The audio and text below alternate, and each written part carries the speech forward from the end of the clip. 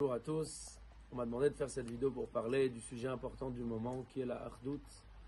Et bien entendu, ce n'est pas un sujet qui est important uniquement en ce moment, c'est un sujet qui est capital et fondamental dans le judaïsme et qui est important à chaque instant, à chaque moment et à chaque génération. Alors, on m'a demandé également d'en parler à travers les écrits et les paroles du Rabbi.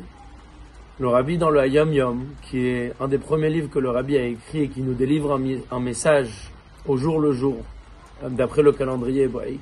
Le Rabbi, dans ses messages, délivre et parle de la Achdout, de la Ahavat Israël à de nombreuses reprises. Et il consacre plusieurs des Hayom Yom. Dans un des Hayom Yom, le Rabbi rapporte une histoire qui a eu lieu avec l'Admor HaZaken, où les Chassidim se sont rapprochés de l'Admor HaZaken et lui ont demandé qu'est-ce qui est plus important, l'amour de Dieu ou l'amour d'un autre juif. Et l'Admor HaZaken leur a répondu comme quoi c'était une seule et même chose, que ces deux entités sont en fait étroitement liées et ne font qu'un.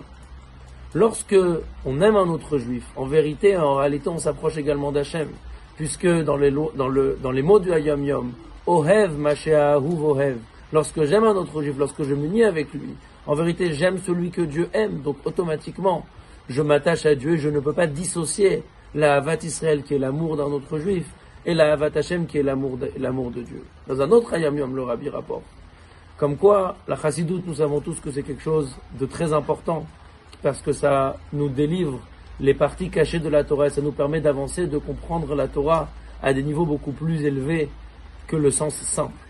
Et la Yirat Shamayim, donc la Chassidoute, l'étude des parties cachées de la Torah, et la Yirat Shamayim, qui est la crainte de Dieu, quel serait le sens de ces deux choses-là, si jamais il manquerait l'essentiel, qui est l'unité et la Ahavat Israël envers un autre juif. Donc, encore une fois, le fait de apprendre les parties cachées de la Torah, quelque chose de très important, ne peut pas être fait de la même manière. La crainte de Dieu ne peut pas être réalisée si jamais il manque l'essentiel qui est aimer un autre juif.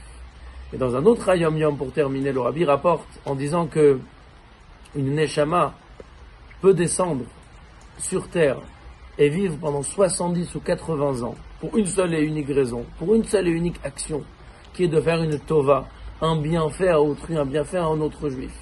Donc, vous imaginez ce qu'on peut accomplir en 70 ou 80 ans, des choses gigantesques, des choses énormes. On peut faire énormément de choses.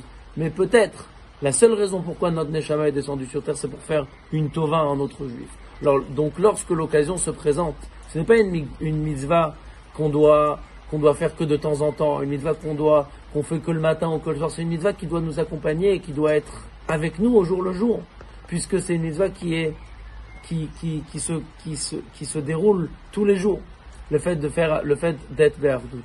Donc, lorsque l'occasion se présente à nous d'être unis, ne la repoussons pas, parce que c'est possible que c'est là la seule raison pourquoi nous sommes descendus sur terre.